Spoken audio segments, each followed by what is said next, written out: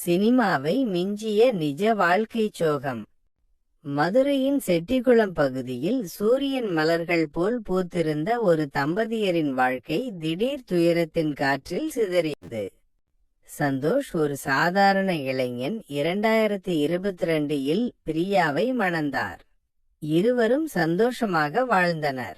ஆனால் குழந்தை பாக்கியம் இல்லாதது அவர்களின் மனதில் மலர்ந்த கவலை.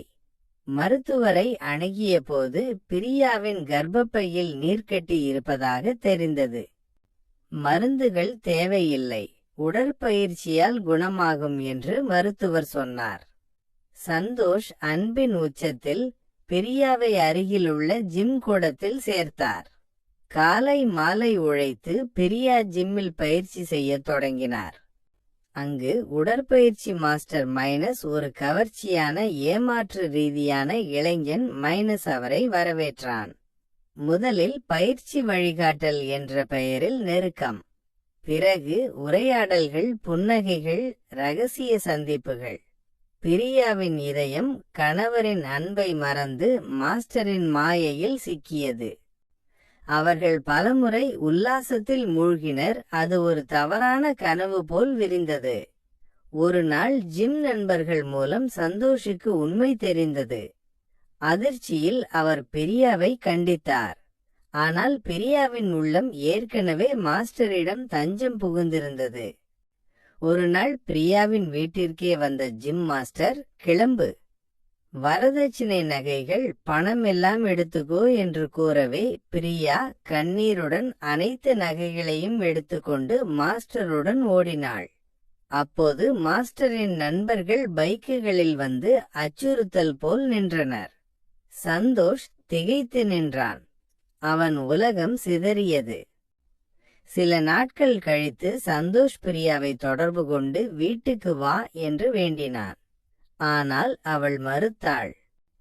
சில நாட்கள் கழித்து ஜிம் மாஸ்டர் சந்தோஷை தொலைபேசியில் தொடர்பு கொண்டு, உன் மனைவி எனக்கு வேண்டாம், அவள் எச்சில் பொருள், நானும் அவளை எச்சில் பண்ணிட்டேன், 7 லட்சம் கொடுத்தால் திருப்பி தருகிறேன், உன் பொண்டாட்டியை கூட்டிக்கிட்டு போடா என்றான்.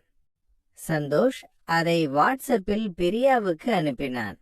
அவள் அதிர்ந்தாள். மைனஸ், பணத்துக்காகவா என்னை காதலித்தாயா என்று மாஸ்டருடன் சண்டையிட்டாள். உண்மை தெரிந்தது. மாஸ்டர் கடன்களை அடைக்க அவளை ஏமாற்றியிருந்தான். பிரியாவை அழைத்து வந்த மறுநாளே அவளின் அனைத்து நகைகளையும் அவசர தேவை எனச் சொல்லி அவளது பெயரிலேயே அடமானமும் வைத்து கடன் பெற்றிருக்கிறான் அந்த ஜிம் மாஸ்டர். பிரியா தன் தவறை உணர்ந்து கணவரிடம் திரும்பினாள். ஆனால் சந்தோஷின் இதயம் வெறுப்பின் தீயில் சுட்டிருந்தது. இப்போது கூட நீ என்னை விரும்பி இங்க வரல, உனக்கு வேற வழி இல்லாததால் வந்திருக்கிறாய். நாளை வேற வழி கிடைச்சா அந்த வழியில போயிடுவ. நீ எனக்கு வேண்டாம் என்று அவளை விரட்டினான். பெற்றோரிடம் சென்ற பிரியாவுக்கு அங்கேயும் இடமில்லை.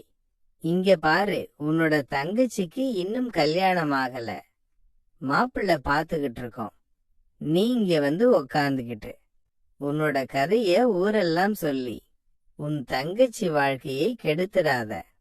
கிளம்பு, எங்கேயோ போ, செத்து போ, ஆனா இங்க மட்டும் வந்துடாத. அந்த பையன் உனக்கு என்னடி குறை வச்சான் பாவி என்று பெற்ற தாயின் வாயிலிருந்து நெருப்பாய் கொட்டின வார்த்தைகள். இப்போது தனியாக பிஜி ரூமில் தங்கி கண்ணீருடன் நாட்களை கடத்துகிறாள் பிரியா. செட்டிக்குளம் வாசிகள் அவளுக்கு இந்த தண்டனை தேவைதான், தவறு செய்தால் பாடம் கற்க வேண்டும் என்று கூறுகின்றனர். பாதிக்கப்பட்டவர்களின் நலன் கருதி பெயர்கள் மாற்றப்பட்டுள்ளன. இந்த கதை காதலின் முகமூடியில் மறைந்த ஏமாற்றின் வலியை நினைவூட்டுகிறது. மைனஸ், அன்பு உண்மையானதா அல்லது பணத்தின் விளையாட்டா? செல்லப்பாண்டி அவர்களே.